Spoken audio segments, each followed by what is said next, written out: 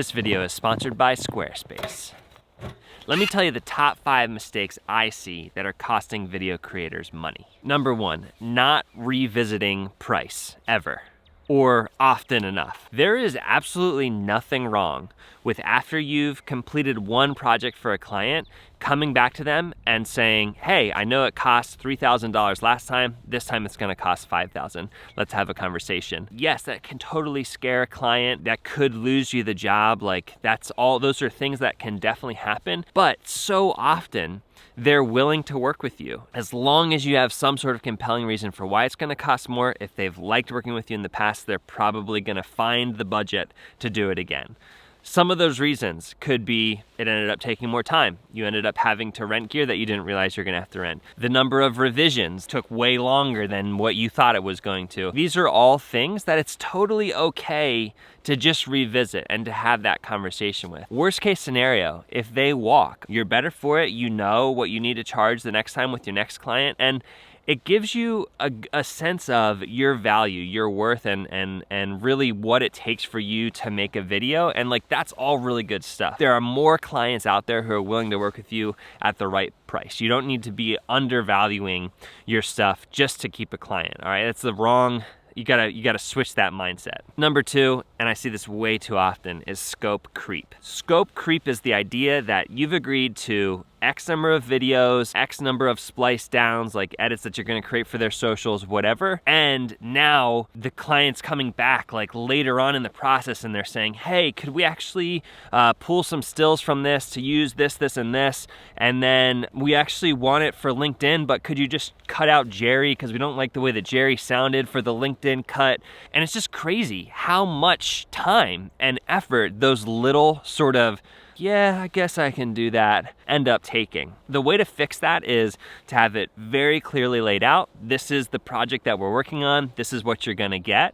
And then anytime the client's asking for something outside of those parameters, to prove to yourself that you value your time, you value your work, you need to come back to them and say, hey, sounds great. I can definitely get those stills for you. I can definitely make that edit for you. Just to reference the scope of the original project, this is gonna fall outside of it, so here's the additional cost for that. Again, I'm not totally opposed to you doing this sort of stuff for free, but just make sure that you have the conversation with the client that, hey, that's outside of the scope. I'm happy to do it for you. Just so you know, in the future, this sort of thing's gonna cost X, Y, Z. You're building the rapport with your client that you're a professional, that they're a professional, you both respect each other, and that's really important. That's really important for a lot of reasons, but you missing out on money is a big one. Number 3 is not working for free enough. Here's what I mean by that. If I was just starting out today, I would find a couple of organizations, commercial and nonprofit or whatever, that I wanted to make a video for, and I would make those videos self-funded for free for them. I would still give them a contract outlining the scope. I would still tell them how much it was gonna cost. All of the stuff, just like a normal project, but you're just giving them 100% discount basically. The idea being you need those pieces for a portfolio,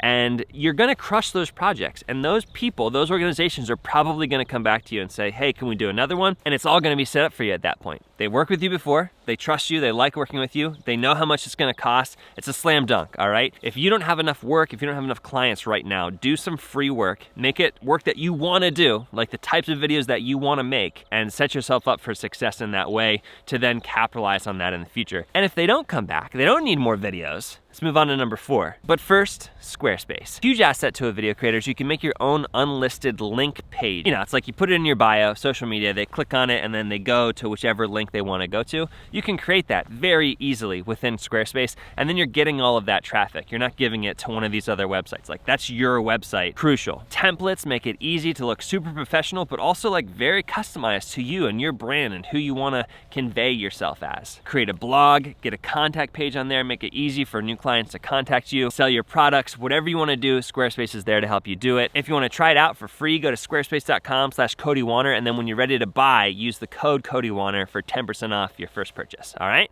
Number 4, and this one, I gotta get into this one a little bit. I understand if you disagree with me, but just hear me out. You're trying to do highly produced commercial style video as opposed to vlog style video. Here's the thing. If you make a bangin', commercial style video, highly produced. It looks like a Coke commercial. Like, I totally believe that you're able to do that, and I love making that sort of work. Like, that's awesome. It's like a hero piece for that company. That company is much more likely to not make another video for a year. They don't understand. They think, okay, we got this video, you know, like, we're done. This will last us for a year, right? We don't need any more of this stuff. Two problems with that. A, you don't get to do more videos for them and for another year, and that's a bummer. But B, and you know this, that's not true. They need to be putting out video content like regularly, all the time, like 4 videos a month minimum, right? Like, that's all small to medium-sized businesses need vlog style, and what I mean by that is just simply released often content. That is actually serving them best. Not so much the amazing production value stuff. Like, by all means, make it as rad as you can, but do more videos with lower production value and make more money. It's in your best interest as a video creator to do lower production value stuff more often. And it's also in the business's best interest. It's a win-win. It's a win-win thing. And number 5, not understanding your value as a solo video creator. When you're a production company, or you're an agency, or any of that sort of thing, you have lawyers, like, you have whole structures and systems around you that help you to understand how valuable the stuff you're putting out is.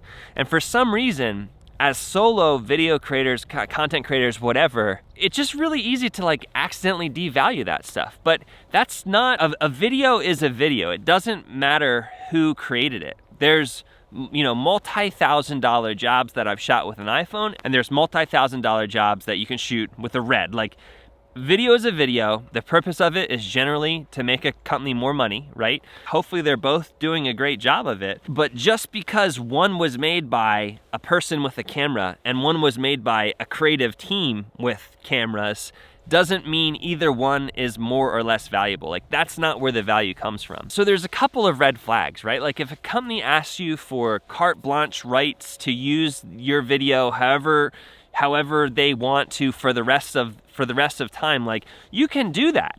But just make sure that you're charging them that price, knowing full well that an agency is gonna license them the use of a video for like a year, and it's gonna be probably more than what you're thinking about giving away the rights to this video forever. Obviously, it's a fine line. You don't want to price yourself out of every single project. I understand you got to make money, like do what you need to do. By all means, do what you need to do, but just realize that what you're creating is incredibly valuable.